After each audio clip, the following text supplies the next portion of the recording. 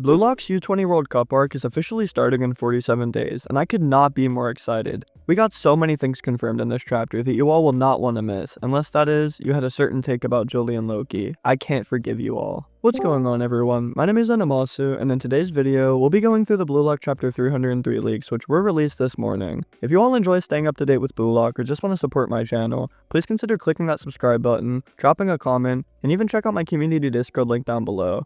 Without further ado, let's get right into it, and thank you all so much for tuning in.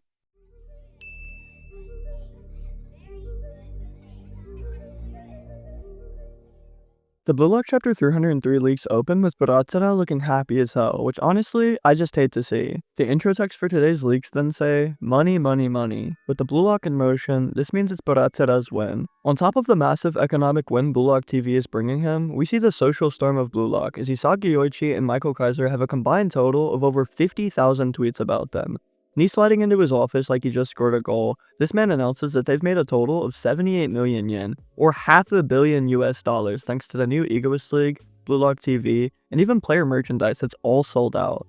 Literally dancing in his office with money signs in his eyes, Baratsura says that even their FIFA connections are solid now. Could that be how Nagi gets back into the story? Continuing to glaze capitalism as if it's his favorite child, Ego Jinpachi then walks in to interrupt. He asks what business they have with him and tells them to make it quick as he's a busy man, and they immediately get into it.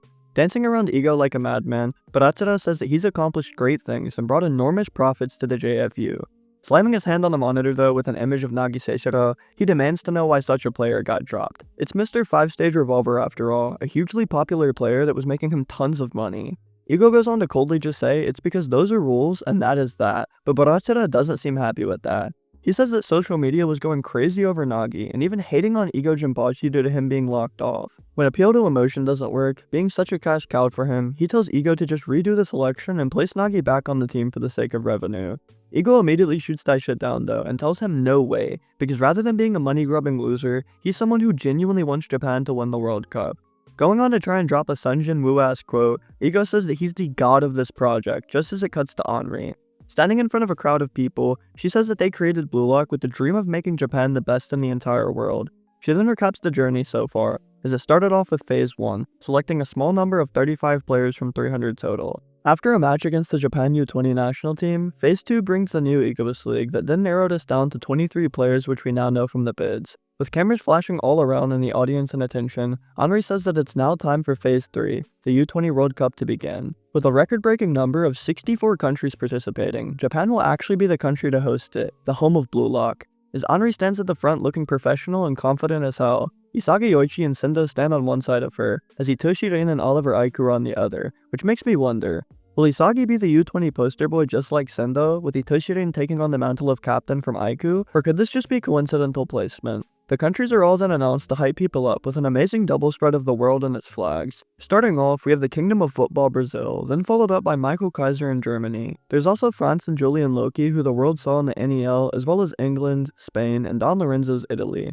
On top of all of that hype stuff, the new Generation 11 from around the world have all gathered for this event, which hopefully includes Hitoshi Sai, but he's sadly not shown here. Henri confidently states that Bluelock Japan will be challenging these opponents with their only goal being absolute victory. As she states this to the crowd, it then cuts back to Ego and the JFU chairman arguing. He says not to mess with him, because he convinced FIFA to let Japan be the host country. He's the one who supported Japanese soccer all this time. He is God, and Ego is nothing more than a dreamer who was hired by him.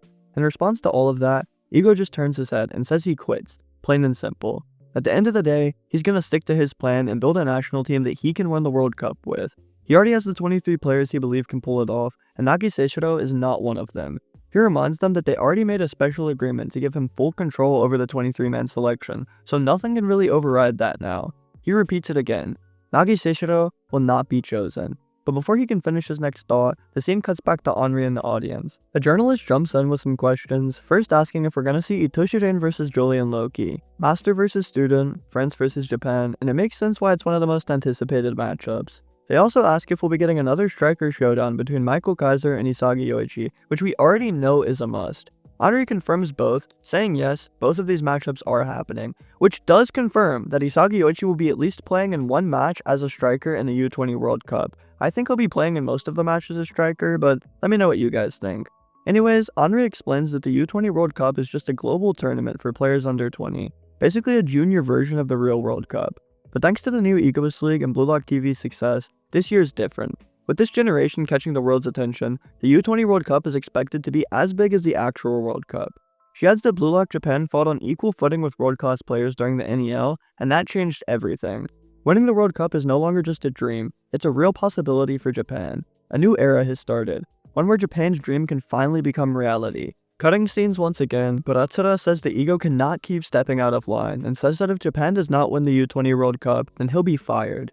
Ego cool as ever just says okay, because that was his intention from the start anyway, to win. With a dead serious expression, Ego says that no matter what happens, he will make Japan the hottest place in the football world. But Atsura just laughs and throws it right back. With black speech bubbles and a scheming tone, he says that he'll turn Ego's dream into the world's biggest business, just another way for him to keep making more money. To wrap up the press event, Henri says that there's one final thing, some words from Isagi Yoichi. Stepping up to the mic once again with another public declaration, he says we, bluelock, will win. The crowd goes wild. Henri shouting to support him, fans are roaring, and Isagi continues on.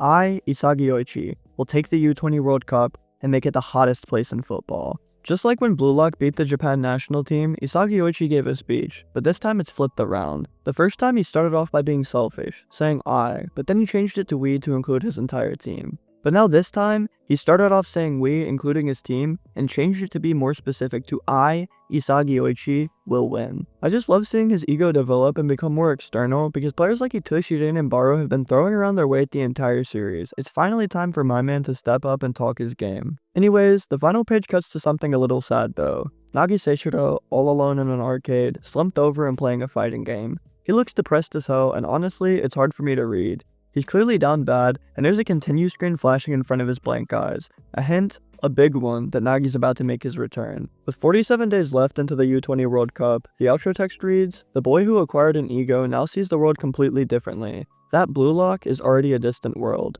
With no break next week, chapter 304 will be titled The Patron of Dreams, which is definitely a Nagi-focused chapter. A patron is someone who gives financial or other support, so it's likely referring to the JFU chairman and others backing Nagi's return. Let me know what y'all think down in the comments. I know opinions are going to be real mixed after this one, but there was just so much confirmed today. Firstly, the new Generation 11 players such as Kaiser and Lorenzo will be playing in the U-20 World Cup, which sadly, we don't see Itoshi's side directly, but we can assume he will participate. We then have confirmation that Julie and Loki will be playing in the U-20 World Cup, which I would like to say, I told you all numerous times. Hundreds of comments saying otherwise, but here we are. I'm also super hyped to see the other new generation members and such, but let me know what you guys enjoyed most from this chapter. Anyways, with that wrapping up today's leak video, I just want to thank you all so much for tuning into the channel. If you enjoy the content I push out and would like to support me, please make sure to subscribe to the channel, leave a comment down below with your thoughts and all that good stuff. I'll catch you in the next one shortly, so peace out guys.